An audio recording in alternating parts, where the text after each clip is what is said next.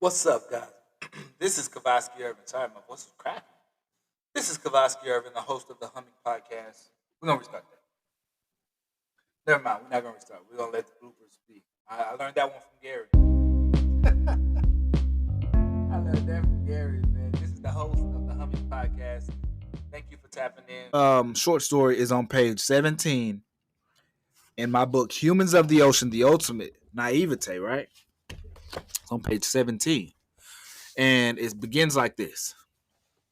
She is sitting, now mounted to the hood of a crunched, plugged, and trashed 1980 Crown Victoria, and she is shaded, isolated in a nation, manifesting her truest imaginations of hatred and frustration. Shadowed from the sun's energy, she is cold, jaded. Jaded by an environment, halted by society, faltered and altered. Cinder block walls encapsulate her within a crinkly, decrepit place. She has been claimed prisoner. Disturbed, distraught, she is queasy, uneasy inside a destitute, dying building, laying a definitive, more American depiction of the shameful establishment that has graciously latched to her. This area will be called the South Side Washhouse Corrections, where week behind week and day after day, the months manifest to years. That's the intro. On groggy mornings, Elijah, a 7-year-old nephew, wakes her with teary eyes needing a wash. Clueless he comes, or clueless he arrives, like the reliable boogeyman is the culprit. Fills her life to the brim with acid and strain.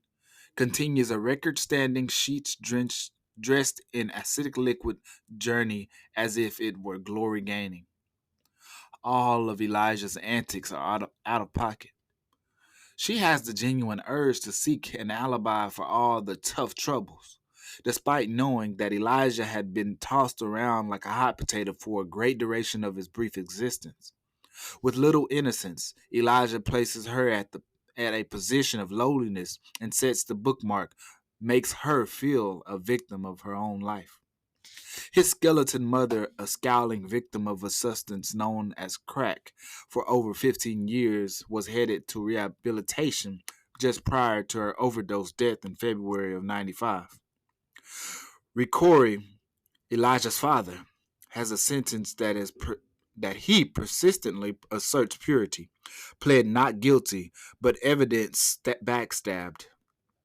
Fact about Ricori's scenario is everyone across the Oak Fluff Plains of East Texas knows or done conjured up some tale about Ricord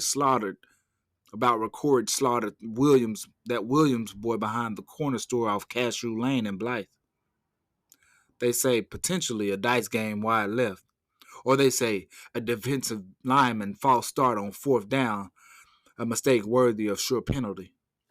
The penalty Ricori earned was 25 to life in prison.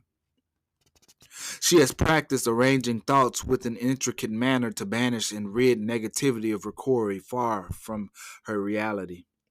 The thoughts are buried far behind soil or beneath soil and layered by concrete like Big Macs, gone in the distance of white memory. Distractors she has to fortify the thoughts are reliable. That is, unless the flames are rekindled by pleasurable means. The 1980 Crown Victoria, which has her mounted proudly to the front of its hood, represents every negative sprout she aims to kill from her mind. The South Side Washhouse environment flings mud in her face while smiling with a face Mona Lisa in dirtiness and nastiness. This is gasoline to her flame.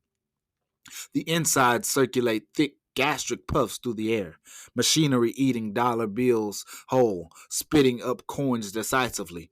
She has pure hate for the insides. Consequently, fruit contains the seed within it, so if the inside is not well, then the core will conceive a dead product. During the growing process, a crucial factor for maturity relies within environment. Without a nurturing or succeeding environment, the seed, will die. In the misty distance, a choir of dryers sing a stern tone. Brum. One that is dissolving quickly inside her hungry, conscious mind. When the entrance door demands a great shove meticulously against the plexiglass, and the wretched door hinge screeches, alerting turning heads or turning deer heads, as though you are Santa Claus in the flesh, she mostly hates. The outsides, a mirror image, half painted and done with seemingly no effort. Parking lots look the way a young girl's toenails may worn. Nothing shy of pathetic. Entering the parking lot of the Southside Wash House, she takes no heed of the faded sign. In town, everyone knows, as well as the expectant heat throughout July, that the Southside Wash House is next door to Chip's General Store, marked out of business, long as anyone younger than the pastor at church can remember.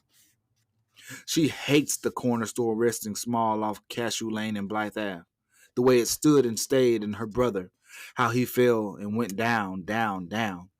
She found haven in the most interesting little things these days and was advanced in the pursuit of her heart's mission, love. Sitting with bowed twigs, one planted on the cement floor and the other rested over the top like a capital T. She is a human flamingo. The posture itself speaks its own language.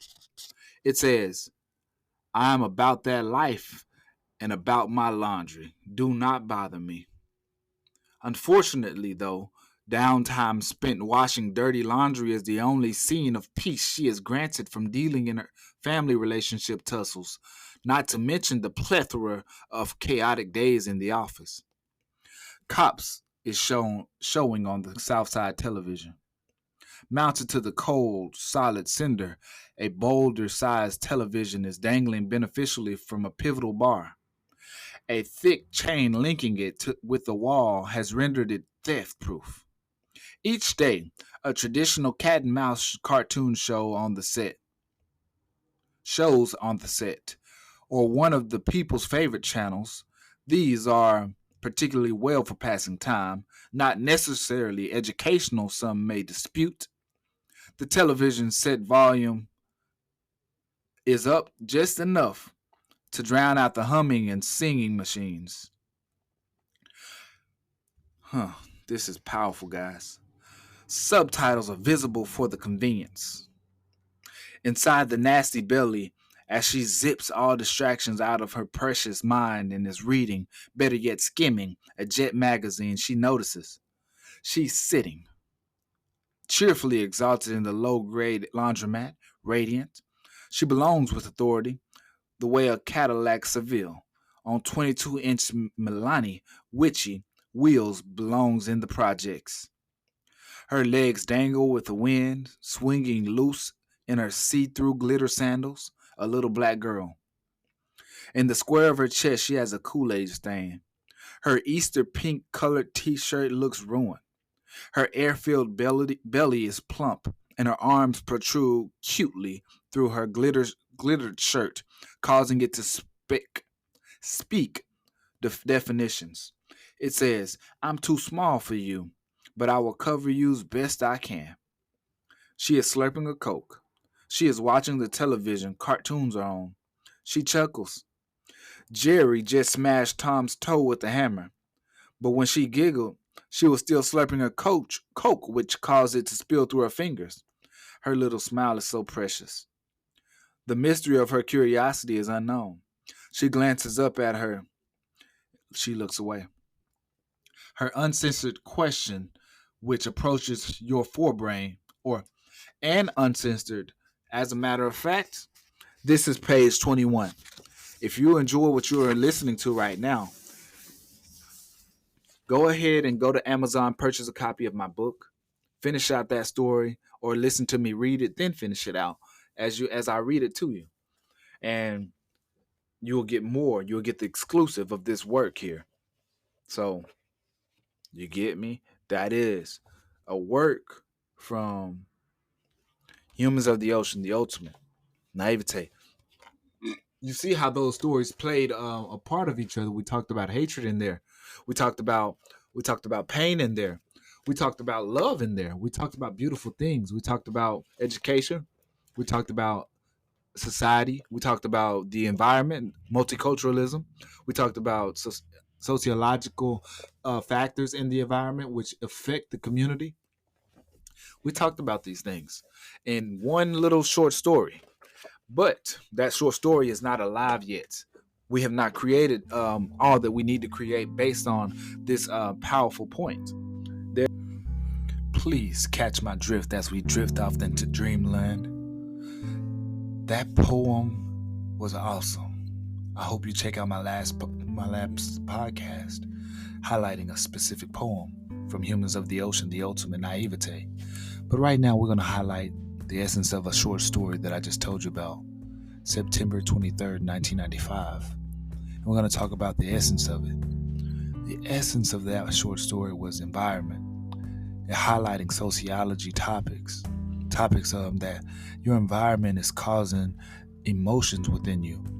Your environment, which is oftentimes not created by you, is causing you to feel a certain or specific way. Your environment has some individuals who grow up within it and continue to find love for one another in life, like love in life and love in their everyday life. And but though that environment is not curating this same feeling that you are seeking, as you grow older, you may become exhausted with this environment. Just as the main woman who we're speaking about, just as she is exhausted with this environment. She's exhausted by the insides. She's exhausted by the outsides. Every little detail she notices, and it exhausts her. But this little girl who we highlight at the end of the story, and I want to go ahead and let you know, I'm not going to spoil the end of it. I'm going to give you an opportunity to read the end of it for yourself when you go on Amazon and purchase your copy of Humans of the Ocean, the ultimate naivete. But this little girl that we highlight towards the end of the story, as she is sitting there watching cartoons, Tom and Jerry, smiling and laughing as she's inside of this environment, and she knows not what it's doing to her or causing of her. She's excited. She's enjoying things. And you notice her preciousness, her sweetness, her cuteness, how she's such an innocent babe in the eyes of life. And how we introduce, you notice how, as the reader, how we introduce the concept in images of naivete. Humans of the Ocean, the ultimate naivete. A naive state, carefreeness. Guys, I'm gonna go on to this website and I'm gonna show you exactly what naivete means. Not that I don't know, simply that I want to give you guys an awesome example of what I saw when I decided to name this book. After that, we have related words. Okay. It's a cluelessness, an ignorance, innocence, a sense of childlikeness. You see, a sense of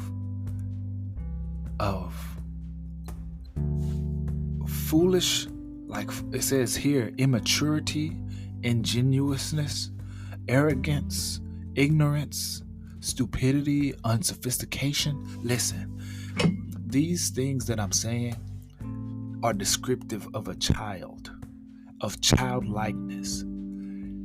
You would never look at a child and think of this child as arrogant, stupid, immature, oblivious, or you get what I'm saying? For a child to be, for the word naivete to describe a childlike state is to understand that is a certain amount of maturity that you need in life before you get to the point where these harsh words are absolute, are kind of considered to be true based on society.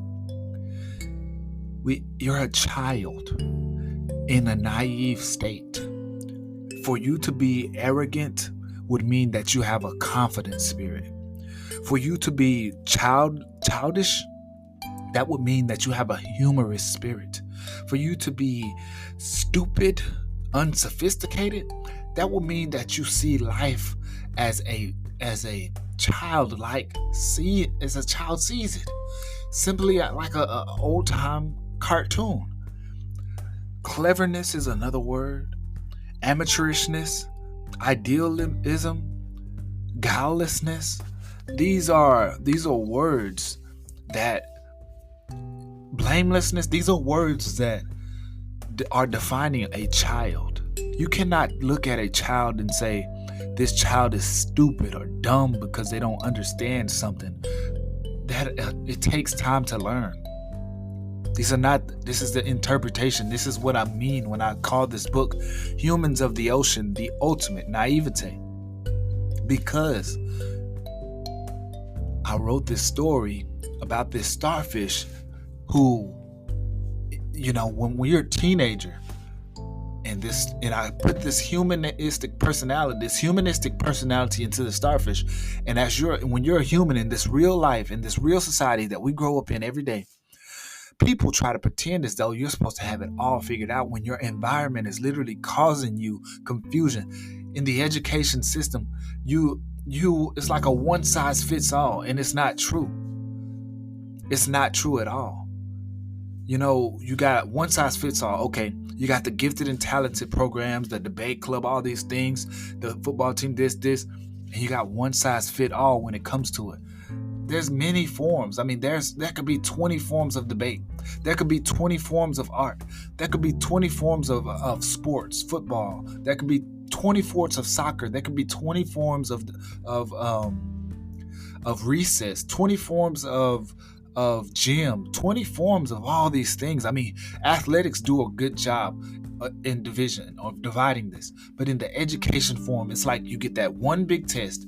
Everyone's taking that test, and everyone has to see who collectively could get it right, the best. That's not a true sign of these people's or these students' intelligence. What's a true sign of intelligence is I can give you a complete description of it.